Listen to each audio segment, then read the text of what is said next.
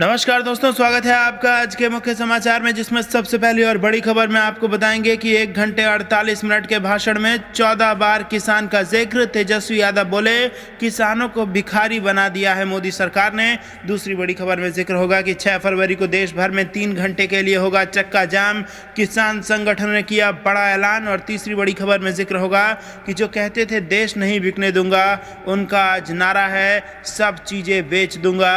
आम बजट पर बोले कमलनाथ। दोस्तों, हर एक खबर की गहराई में आपको ले जाएंगे, लेकिन उससे पहले अगर आप भी देश के किसानों के साथ खड़े हैं तो आप अभी इस वीडियो को लाइक कीजिए और इस लाल बटन को दबा के इस चैनल को फ्री में सब्सक्राइब करके घंटी बजाकर कमेंट में लिखिए जय हिंद। दोस्तों, रुक करते हैं तमाम बड़ी खबरों की तरफ। 1 घंटे 48 मिनट के भाषण में 14 बार किसान का जिक्र। तेजस्वी बोले, किसानों को भिखारी बना दी मोदी सरकार। जी हां दोस्तों, केंद्रीय वित्त मंत्री निर्मला सीतारमण ने सोमवार को देश का आम बजट पेश किया। इस दौरान 1 घंटे 48 मिनट के बजट भाषण में वित्त मंत्री निर्मला सीतारमण ने 14 बार किसानों का जिक्र किया, लेकिन किसानों के लिए कुछ भी खास ऐलान नहीं होने के बाद विपक्ष अब मोदी सरकार को निशाने पर ले रही है। आरजेडी नेता और बिहार के नेता प्रतिपक्ष तेजस्वी यादव ने केंद्र सरकार को किसान विरोधी बताया है। तेजस्वी ने कहा कि कृषि कानून लेकर सरकार किसानों को भिखारी बना दी। नेता प्रतिपक्ष तेजस्वी ने यूनियन बजट पर अपनी प्रतिक्रिया देते हुए कहा कि 2022 से किसान की आय दोगुनी कर दी जाएगी, लेकिन 2020 में ही कृषि कानून बनाकर किसानों को भिखारी बना रही है। बिहार को इतने दिनों में इस डबल इंजन की सरकार ने आखिर क्या दिया?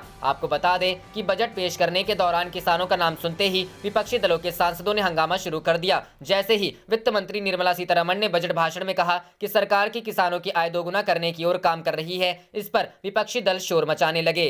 रुक करते हैं अगली खबर की तरफ। 6 फरवरी को देश भर में 3 घंटे के लिए होगा चक्का जाम, किसान संगठनों ने किया ऐलान। जी हां दोस्तों, किसान यूनियनों ने 6 फरवरी को चक्का जाम किए जाने की सोमवार को घोषणा की। वे अपने आंदोलन स्थलों के निकट क्षेत्रों में इंटरनेट प्रतिबंध अधिकारियों द्वारा कथित रूप से उत्पीड़न करने और अन्य मुद्दों के खिलाफ 3 घंटे तक राष्ट्रीय और राज्य राजमार्गों को अवरुद्ध कर अपना विरोध दर्ज कराएंगे। यूनियन के नेताओं ने यहां सिंघू बॉर्डर पर संवाददाता सम्मेलन में कहा कि वे 6 फरवरी की दोपहर 12 बजे से अपराह्न 3 बजे तक सड़कों को अवरुद्ध करेंगे। उन्होंने आरोप लगाया कि केंद्रीय बजट 2021-22 में किसानों की अनदेखी की गई है और उनके विरोध स्थलों पर पानी और बिजली की आपूर्ति को बंद कर दिया गया है। संयुक्त किसान मोर्चा ने आरोप लगाया है कि किसान एकता मोर्चा के ट्विटर अकाउंट और ट्रैक्टर टू ट्विटर नाम से एक उपयोगकर्ता को प्रतिबंधित कर दिया गया है। स्वराज अभियान के नेता योगेंद्र यादव ने आरोप लगाया कि ट्विटर अकाउंट के खिलाफ कार्रवाई सरकारी अधिकारियों के अनुरोध पर की गई है। उन्होंने दावा किया कि इस बजट में कृषि क्षेत्र के आवंटन को कम कर दिया गया है। इस बीच दिल्ली की सीमाओं पर प्रदर्शन कर रहे किसानों ने सोमवार को कहा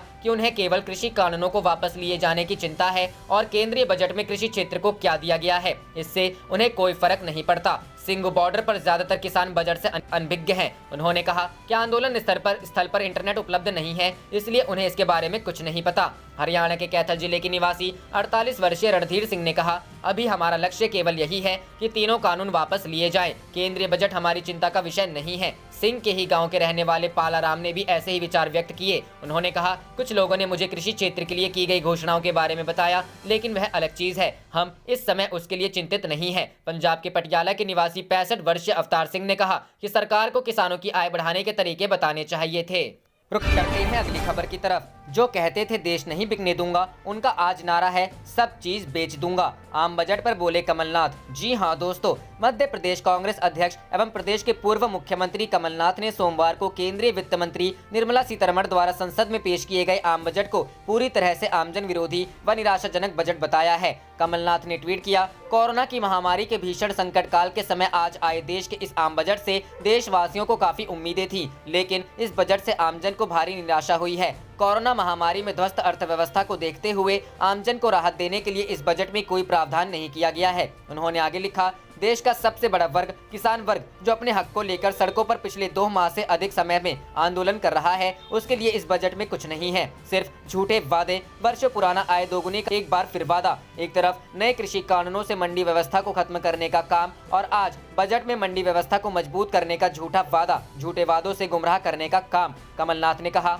कोरोना महामारी के बाद बड़ी संख्या में युवा वर्ग नौकरियों से हाथ धोना पड़ा है। युवा वर्ग के रोजगार को लेकर इस बजट में कुछ नहीं है। कई वर्षों पुरानी घोषणाओं को इस बजट में एक बार फिर दोहराने का काम किया गया है। उन्होंने प्रधानमंत्री नरेंद्र मोदी के नेतृत्व वाली भाजपा नीति सरकार पर तंज कसते हुए आगे लिखा, जो लोग कहते थे कि देश नहीं बिकने दूंगा, उनका आज नारा है सब चीज बेच दूंगा। यह इस बजट से भी स्पष्ट रूप से दिख रहा है।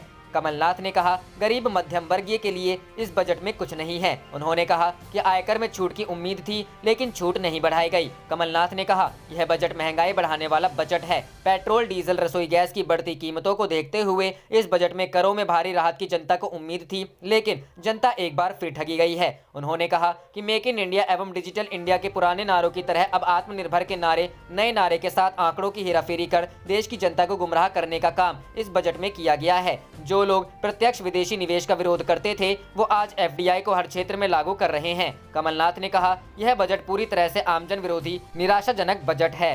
रुख करते हैं अगली खबर की तरफ। किसानों को धमकी देने वाले लोनी के एमएलए के खिलाफ बीजेपी में बगावत। भाजपा नेता ने विधायक को निष्कासित करने की मांग की। जी हां दोस्तों, गाजियाबाद में भाजपा में अंदरूनी कलह रविवार को तब सामने आई जब एक स्थानीय नेता ने एक विधायक को पार्टी से निष्कासित करने की मांग की। इस विधायक पर पिछले हफ्ते गाजीपुर प्रदर्शन स्थल पर किसानों को धमकाने का आरोप है। लोनी के विधायक नंद किशोर गुर्जर को निष्कासित करने की मांग भाजपा के स्थानीय नेता और लोनी नगर निगम के पूर्व अध्यक्ष मनोज धामा ने की है। नंद किशोर ने हालांकि आरोपों से इनकार किया है और कहा कि अगर उनके खिलाफ आरोप साबित हो जाएंगे तो वह इस्तीफा दे देंगे। उन्होंने भारतीय किसान यूनियन के नेता राकेश टिकैत पर उनका नाम लेकर झूठ बोलने और देश के लोगों को गुमराह करने का आरोप लगाया। गुर्जर समुदाय से ताल्लुक रखने वाले धामा ने पीटीआई भाषा से कहा, नंद किशोर वहां गए थे। उन्होंने प्रदर्शन की अगुवाई कर रहे किसानों को धमकाया, जिससे तनाव बढ़ा। उन्होंने कहा, सरकार और प्रशासन ने आंदोलन खत्म करने के वास्ते प्रदर्शनकारियों को मनाने के लिए कड़ी मशक्कत की थी। वहां जाकर उन्होंने क्या किया, हमारे प्रयासों को नुकसान पहुंचाया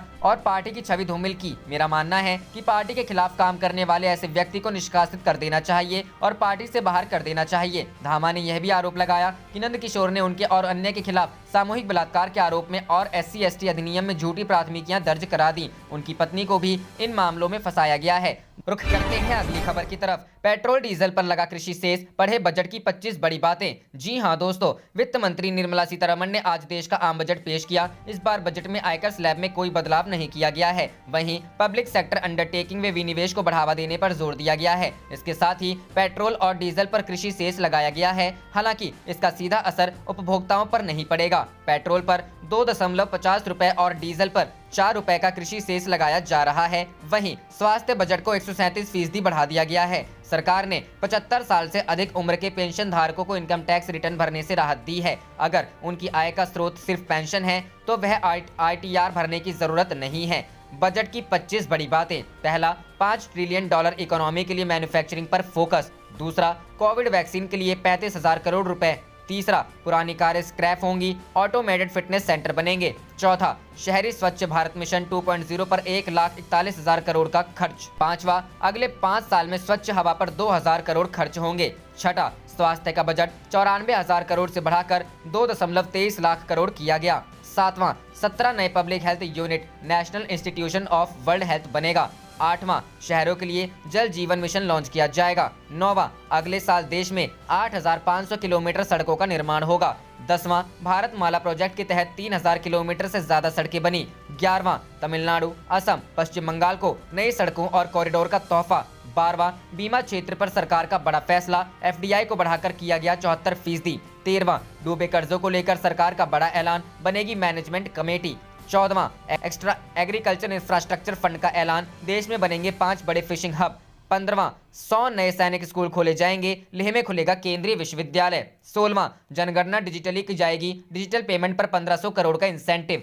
17वां, 2021-22 में वित्तीय घाटा 6.8% रहने का अनुमान। 18वां, पेंशन पाने वाले सीनियर सिटीजन को इनकम टैक्स से राहत। 19वां, 95% डिजिटल लेन देन और 10 करोड़ का कारोबार करने वाली कंपनियों को ऑडिट से छूट मिलेगी। 20वां, अफोर्डेबल हाउसिंग में छूट 1 साल के लिए बढ़ी। 21वां, मोबाइल फोन हो सकता है महंगा, कस्टम ड्यूटी बढ़ाकर 2.5%। 22वां, कॉपर पर ड्यूटी 2.5% और स्टील पर ड्यूटी घटाकर 7.5% की गई। 23वां, सोना चांदी तांबे पर कस्टम ड्यूटी घटाई गई। 24वां, बैंक डूबा तो अब 1 लाख की बजाय 5 लाख रुपए मिलेंगे। 25वां, आयकर स्लैब में कोई बदलाव नहीं। रुख करते हैं अगली खबर की तरफ। पटना में 2 करोड़ का शराब बरामद, पुलिस थाने के पास ही बना था गोदाम। जी हां दोस्तों, सूबे में शराबबंदी कानून के लागू हुए लगभग 5 साल होने को हैं, लेकिन अवैध शराब मिलने का सिलसिला जारी है। शराब कारोबारी मुख्यमंत्री नीतीश कुमार की शराबबंदी कानून की धज्जियां उड़ा रहे हैं। ताज़ा मामला पटना सिटी के बाईपास थाना से महज 500 मीटर की दूरी का है, जहां गुप्त सूचना के आधार पर मद्य निषेध विभाग की टीम ने 2 करोड़ रुपए की शराब बरामद की है। गोदाम में 10 चक्का वाला 6 ट्रक और 4 चक्का वाला 3 पिकअप वाहन में छापेमारी की गई, जहां चावल की भूसी में छिपाकर रखा गया 5000 से ऊपर अंग्रेजी शराब के कार्टून को बरामद किया गया है, जिसकी कीमत 2 करोड़ से ऊपर बताई जा रही है। आप देख रहे थे आपका अपना चैनल जय हिंद जय भारत।